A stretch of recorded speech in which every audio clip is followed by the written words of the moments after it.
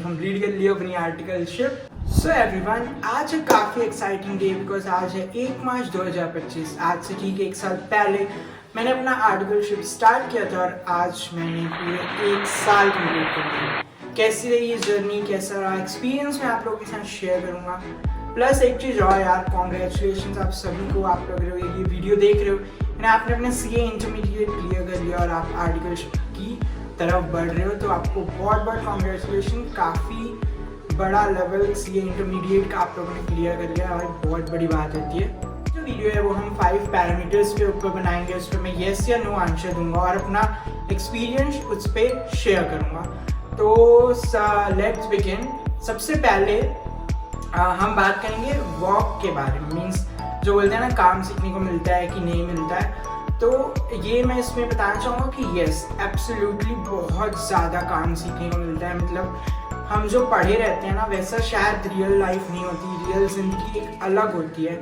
इसमें क्या work culture होता है, कैसे काम करते हैं, ये सारी चीज़ें हमें देखने को मिलती है। As an small size firm जहाँ पे मैं काम कर रहा हूँ वो है, तो वहाँ पे तो बहुत ज़्यादा वर्क रहता है इनके पास। और इनके पास ना ये स्मॉल साइज इसलिए होते हैं, इनके पास KPIs नहीं होती, बस काम आपको अपने हिसाब से करना है और बस कंप्लीट करना है, ये थोड़ा एजेंडा रहता है। तो मुझे लगा है कहीं ना कहीं हम इस स्किल्स पे लैग कर जाते हैं, बिकॉज एक फिक्स प्रोसीजर रहे तो हम ज़्यादा अच्छे से काम सीख लेंगे। यहाँ पे काम सिखाने वाले कम लोग होते हैं और हमें खुद से ही एक्सप्लोर करना होता है कि ये कैसे होगा कैसे होगा। फिर उस रिपोर्ट पे क्वेरी आती है, फिर वो हम सॉल्व करते हैं। ऐसे हम काम को सीखते हैं यहाँ पर। और सीखने का तो बहुत कुछ मिलता है। मतलब मैंने इतनी चीज़ें लर्न की, मेरा जो नज़रिया था कि शायद ऐसे काम होता था तो वैसे नहीं है। मेरा जो सोचने का प्रोसेस है वो भी बहुत ज़्यादा बदला। हम नए नए लोगों से मिलते हैं रोज़, नए नए क्लाइंट्स प्लेस पे विज़िट करते हैं, दूसरे से बैंक्स में जाते हैं, बैंक्स का कल्चर भी हमें जानने को मिला कि कैसा क्या रहता है। तो ये सारी चीज़ें बहुत ज़्यादा एक्साइटिंग रहती है जर्नी, शुरू में तो स्पेशली, बट धीरे धीरे फिर वो एक रूटीन सा बन जाता है। और कुछ रूमर्स होते हैं कि ऑडिटर्स को बहुत ज़्यादा इज्जत मिलती है, आर्टिकल्स को खाना पीना मिलता है, तो ये सब रूमर्स है, सामने वाले पे डिपेंड करता है। अगर उसका व्यवहार अच्छा है तो वो सबके साथ वैसे ही बिहेव करता है, तो वो आपके साथ भी ऐसे बिहेव करेगा। बाकी टाइम तो यार लोग ऑडिटर्स से मीन्स डरते रहते हैं कि ये हमारी क्वेरी ना निकाल दे, इसको थोड़ा उलझाए रखो या इसको डेटा मत दो। तो बहुत टाइम तो हम बैठे ही रहते हैं वहाँ पे, फिर मेल करते हैं, दोबारा कॉल करते हैं, फॉलोअप्स करते हैं, सब जाके डेटा आता है। तो ये सारी चीज़ें स्मॉल साइज फॉर्म में होती है, लेकिन वो क्लाइंट्स भी वैसे ही लेवल के रहते हैं। तो ये चीज़ें। नेक्स्ट टॉपिक हम बात करेंगे जो कि हमारे ट्रांसफ़र है ना। ये काफ़ी ज़्यादा टॉपिक है, मतलब काफ़ी बच्चे लेते हैं। इवन सितंबर के बाद तो आप देखोगे, मीन्स जैसे आपका आर्टिकलशिप शुरू हो जाता है मान लो अप्रैल में, तो सितंबर के बाद आप देखोगे काफ़ी ज़्यादा एम्प्लॉय टर्नओवर बढ़ जाता है। बिकॉज सितंबर सर्वाइव करना बहुत ज़्यादा मुश्किल होता है, क्योंकि 30 सितंबर सबसे बड़ी ड्यू डेट होती है टैक्स ऑडिट की। इतना काम करवाते हैं, रात के 2-2 बजे तक के रोकते हैं कि ऑलमोस्ट हर कोई सोच लेता है कि नहीं भाई अब तो मैं जो है ट्रांसफ़र लूँगा। और 1 अक्टूबर से आप देखोगे 1 से 15 अक्टूबर के बीच काफ़ी लोग जाना शुरू कर देते हैं। मैंने भी अपना यहाँ पे एक्सपीरियंस शेयर करता हूँ। मैंने भी पूरा मन बना लिया था, अपने पेरेंट्स से बात कर ली थी कि मम्मी अब मैं जो है यहाँ पे आर्टिकलशिप नहीं कर पाऊँगा, मुझे जो है ट्रांसफ़र चाहिए। तो मेरे पेरेंट्स ने मुझे बस एक बात सिखाई कि आज हम एक कॉल करेंगे तेरा ट्रांसफ़र इजीली हो जाएगा, कोई भी दिक्कत नहीं आएगी। बट ये आदत नहीं बननी चाहिए कि तू आगे हर जगह जाके बस वहाँ से भाग रहा है, कुछ थोड़ी सी दिक्कत आई तू भाग रहा है। तो मतलब मेरा ट्रांसफ़र बहुत इजीली हो जाता है। बट मैंने सोचा येस यार, completeness is the big thing, हम इस चीज़ को कंप्लीट करेंगे। और इसलिए शायद बहुत मम्मी पापा आपको बहुत बहुत थैंक यू कि आप लोगों ने मुझे एवरी सिंगल डे मोटिवेट किया ऑफिस जाने के लिए। इसलिए आज हम 1 साल कंप्लीट कर पाए हैं और मैं इस कॉन्फिडेंस से बोल रहा हूँ कि दूसरा साल ये हमारा लास्ट ईयर होएगा, वो भी हम बहुत अच्छे से कंप्लीट करेंगे। और इस चीज़ को कंप्लीट करने के बाद हम अपने अंदर अपने जो सबकॉन्शियस माइंड को ये मैसेज पहुँचाएंगे कि हम हर चीज़ जो है वो कंप्लीट कर सकते हैं, हम आधे बीच से छोड़ने वाले बंदे नहीं। और जो हम बात करेंगे वो है is it tough to deal with. तो yes it's absolutely tough to deal with, क्योंकि अभी तक के हमने सिर्फ स्कूल देखा है, कॉलेज देखा है, वहाँ पे टीचर्स होते हैं, दोस्त यार होते हैं, सारे जो हैं वो माहौल काफ़ी लाइट रहता है, ठीक है।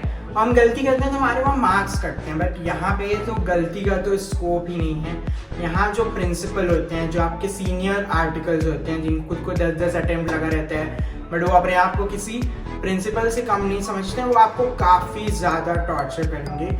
इस पॉइंट पे हम एक अलग पॉइंट मैंने बनाया है इसके लिए कि क्या क्या आपके साथ होता है। तो थोड़ा सा टफ हो जाता है डील करना प्रिंसिपल के साथ भी, बट इस पर मेरे 2 पॉइंट्स हैं। मीन्स ये आपकी जर्नी पे डिपेंड करेगा। If you want to practise in future, so आपको यहाँ पे जो है ना डील करने के लिए आप आर्ग्यूमेंट्स कर सकते हो, आप जो है टाइम से घर जाना आना कर सकते हो, बिकॉज इससे आपके आर्ग्यूमेंट स्किल्स जो है सामने वालों को कन्विंस करने की पावर बढ़ेगी, जो कि मुझे लगता है बिजनेस में या प्रैक्टिस में काफ़ी ज़्यादा काम आने वाली है। बट अगर आपको करना है जॉब, तो भैया यहाँ से तो आपको आदत बना ही लेनी चाहिए कि लोग जो है ना वो ऐसे ही मिलेंगे।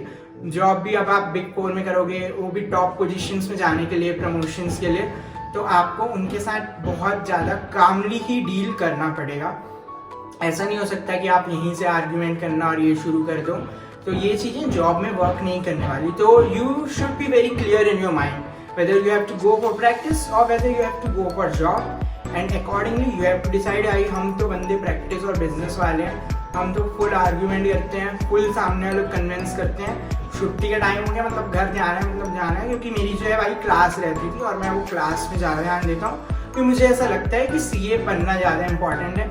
साइन करने वाले बंदे तो आजकल 15-20 हज़ार में मिल भी जाएंगे मुझको। नेक्स्ट जो है पॉइंट जो कि मैं बात करना चाहूँगा, क्या articleship is a harassment. So I think हाँ यार, ये थोड़ा सा हो जाता है, क्योंकि काफ़ी टाइम हम अपने प्रिंसिपल को ये बोलते हुए सुनेंगे कि मैं तुम्हारा करियर बर्बाद कर लूँगा। तो एक्चुअली आई थिंक ये ICAI की तरफ से थोड़े से लूप होल्स हैं कि एक बार जब आर्टिकल रजिस्टर हो जाए तो उसके हाथ में फिर कुछ भी नहीं है। उसको जितना पैसा दे रहे हैं उतने लेने पड़ेंगे, जितना वो काम करवा रहे हैं उसको करने पड़ेंगे। 2 बजे तक रुकने बोल रहे हैं, 2 बजे तक रुकना पड़ेगा।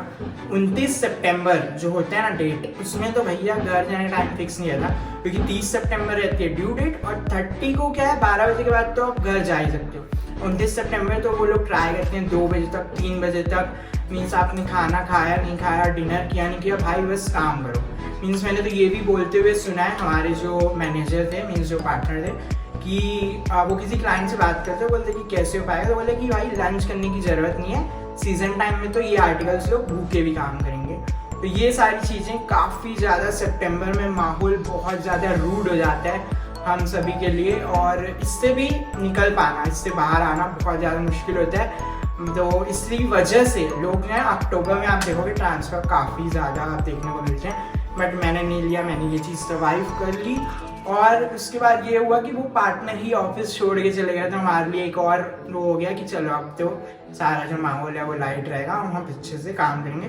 तो मैंने यहाँ पे सीखा कि भाई पेशेंस कितना ज़रूरी है। अगर मैंने पहले ही ट्रांसफ़र ले लिया होता तो एक तो मेरे पे दब्बा लगता कंप्लीट ना करने का, दूसरा ये पार्टनर ही 1 महीने बाद चले गए, तो बाकी लोगों के लिए कितना हो गया। अगर मैं ना रुकता तो मेरे लिए काफ़ी ज़्यादा ये लॉस वाली चीज़ होती, क्योंकि मैंने पेशेंस दिखाया, इसलिए उसका ही ये रिजल्ट है कि वो पार्टनर छोड़ के चलेगा और आज हम जो है मस्त अपना ऑफिस जा रहे हैं, आ रहे हैं, रोज़ का रूटीन है। ठीक है, ये थोड़ा सा हेक्टिक हो जाता है, बट इनके बिना तो भाई बहुत अच्छा चल रहा है ऑफिस हमारा।